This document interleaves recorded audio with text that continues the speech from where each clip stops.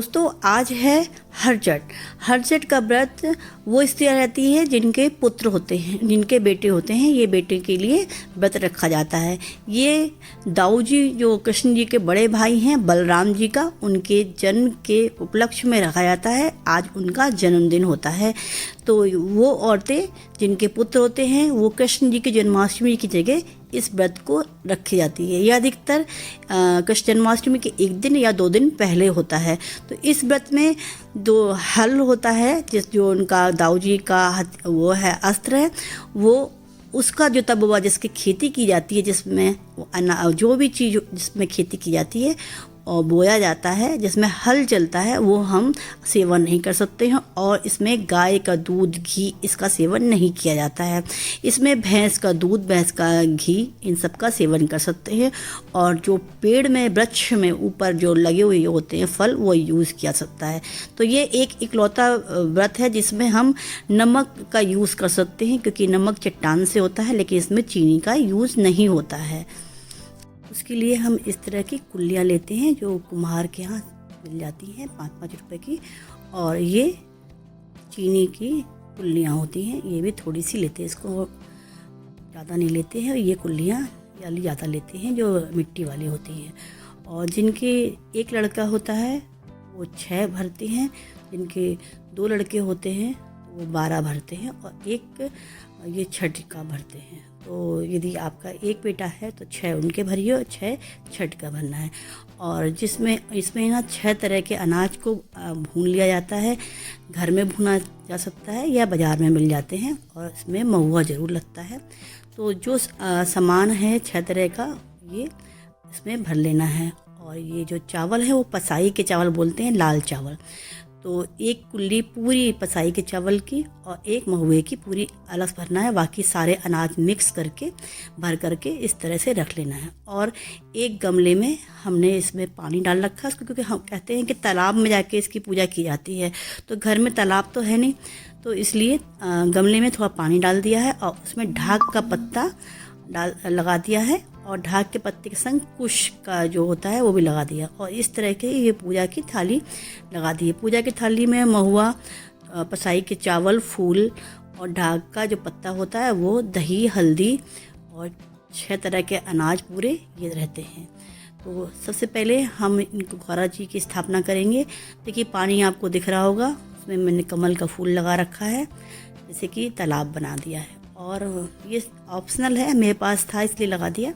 ये मिट्टी के हम गौरा बना रहे हैं, 5 मिट्टी रख करके, ढीला रख करके उसको गौरा जी बना दिया है। और अब हम इसमें हल्दी लगाना है। इसमें हल्दी लगा करके पूरे पत्तों में हल्दी लगा रहे हैं। और गमले के चारों तरफ, इसको मतलब हल्दी शुभ होती है तो हल्दी लगा रहे हैं। और अब सिंदूर का लगाना है। सिंदूर गौरा जी को ज़रूर दीजिएगा। और गौरा जी की पूजा अर्चना करने के बाद हम आगे पूजा करेंगे। तो इस तरह से पूरा ये सिंदूर और हल्दी से सजावट सी हो गई है और इनको लगा दिया। अब महुआ चढ़ा रहे हैं। अब धीरे धीरे जो जो सामान है वो सब चढ़ाना है। महुआ इसमें मेन होता है, महुआ और पसई के चावल। तो सबसे पहले महुआ चढ़ाया, फिर पसई के जो चावल होते हैं वो चढ़ाए। अब जो कुल्लियाँ जो भरी हैं वो भी थोड़ी थोड़ी लगा करके इनके नीचे इनको चढ़ा देना है। आप चाहें तो जगह हो तो पूरी चढ़ा दीजिए, नहीं तो 2 या 5 चढ़ा दीजिए, बाकी वहीं भरे रखे रहने दीजिए। उसके बाद इनको पुष्प समर्पित करना है। ये गुड़हल का फूल है, लक्ष्मी जी मतलब गौरा जी के लिए, गौरा जी को चढ़ा दिया है। और गौरा जी को ये गुड़हल का बहुत प्रिय है। अब इन पे कोई फ्रूट चढ़ा देना। मेरे पास केला था, आपके पास जो भी फ्रूट हो वो चढ़ा सकते हैं। ये देखिए चावल भुना है घर में हमने। इस तरह से जो आप घर में भून सकते हो घर में से भून लीजिए, और नहीं तो बाहर कर लीजिएगा। 6 तरह के अनाज होने चाहिए। तो जो अनाज सब थे घर में, जो भुने हुए थे, जो मतलब पूजा के लिए भून के रखे गए थे, सबको धीरे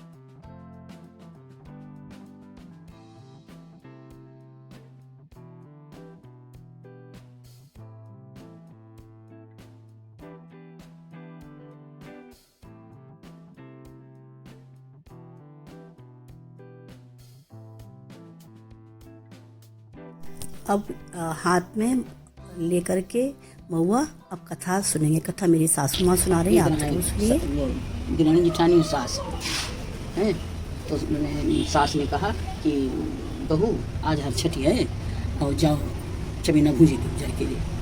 तो कहने लगी अम्मा लकड़ी तो है नहीं, काहे से भूजियन? तो कहा ठिंगुरियाँ मुंगरियाँ हैं, लगा के भूज लियो। कहा अच्छा।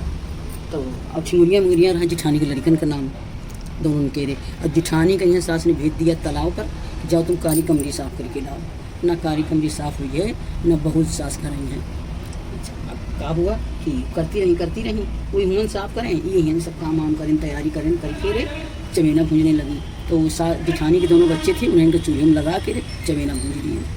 चमेना भूज लिए, भूज के रख दिए, सब तैयारी पूजा की लगा दें। सास भाई कहें हाँ अम्मा सब तैयारी, कहें जान बहू को बुला लावन और वो पूजा करे आए के रे, और चमेना काहे से भूजे हो?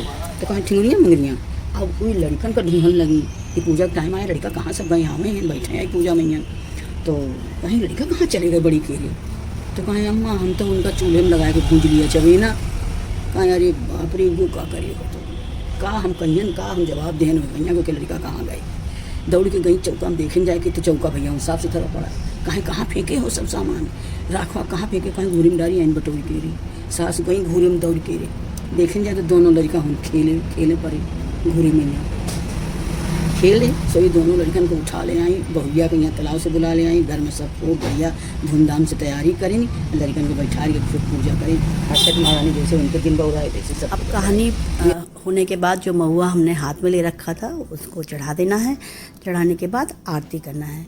कहानी में बहुत ज़्यादा नॉइज़ था बाहर का, तो उसको प्लीज़ अवॉइड कीजिएगा और उसके लिए बहुत बहुत सॉरी, क्योंकि ये मैंने एडिट नहीं की थी। जो कहानी मेरी माँ सुना रही थी, सासू माँ, तो मैंने वही डाल दी, तो जैसे नेचुरल फीलिंग आए।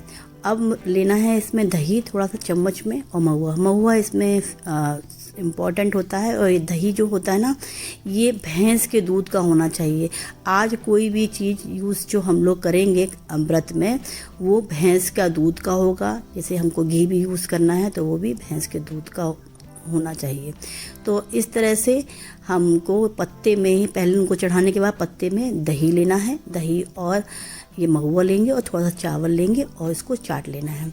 चाटने कैसे है ये, जैसे कि हमारा एक बेटा है तो 6 उसके चाटिए और 6 छठ माता के चाटना है। अब ये कुश है, तो कुश में गांठी लगाना है। गांठी मन्नत की होती है। जैसे ये है कि आपने पहले कभी मन्नत मांगी होगी तो उसकी गांठ पहले लगा देना है, उसके बाद उसको खोल देना है। यदि आप आगे मन्नत रखना चाहते हैं, करना चाहते हैं अपने बच्चे के लिए या किसी की चीज़ के लिए, तो इसमें गांठ एक छोड़ दीजिए। तो अब हम इसमें गांठ छोड़ देंगे। तो यहाँ सबसे बड़ी बात आपको ये बता दें, हमको जो पहले बतानी चाहिए थी, तो इस व्रत में हल का जो जुता बुआ होता है वो नहीं खाया जाता है। जैसे कि कोई भी अनाज नहीं खा सकते हैं आप, और कोई ये जो चीनी है वो नहीं खा सकते हैं। और यदि आपको घी यूज़ करना है, दूध यूज़ करना है, तो वो भैंस का होना चाहिए। और ये चावल जो पसई के चावल होते हैं वो आप यूज़ कर सकते हैं, फल यूज़ कर सकते हैं। अब हम गौरा जी को सिंदूर दे करके, अब सिंदूर इस तरह से गौरा जी से सिंदूर लेना है। तो इस तरह से ये पूजा संपन्न हुई और छठ माता सबकी मनोकामना पूर्ण करे